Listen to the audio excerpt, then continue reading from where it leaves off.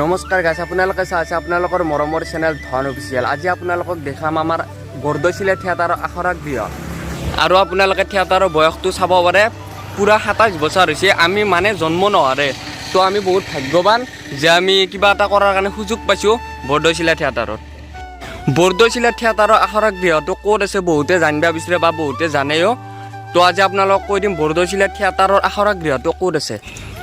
এইটো নলবাৰী জিলাৰ বনগাঁও কলবাৰী বুলি কোৱা গাঁওখনত অৱস্থিত হৈছে। ইয়াতে প্ৰায় ভালো বছৰে হ'ল ইয়াতে, আৰু কাম কৰি ভালে লাগে ইয়াতে।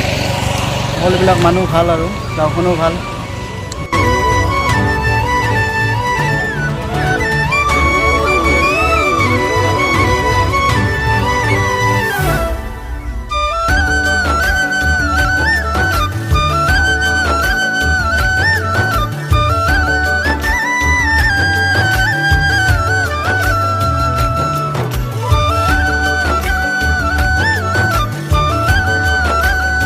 আৰু এইটোৱে আমাৰ বৰদৈচিলা থিয়েটাৰৰ আখৰা গৃহ। তাৰমানে ইয়াতে আখৰা কৰি কিনে আমি মঞ্চ আখৰা কৰা হয়।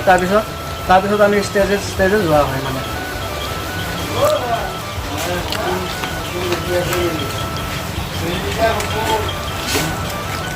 গাইছ, আমি এতিয়া আছিলোঁ অলপমান চকত ফুৰিবৰ কাৰণে। আৰু এবাগে ভাই কিবা কবি নেকি? জিলাপি মানে ঠাণ্ডা আনিব আহিছিলোঁ, মানে সেইকাৰণে ৰুমত থাকি বৰ হৈ গৈছোঁ। মানে ৰিহাৰ্চেল আছে আমাৰ গধূলি 6টাৰ পৰাই। তো আজিৰ ভিডিঅ'টো এইখিনি আছিল।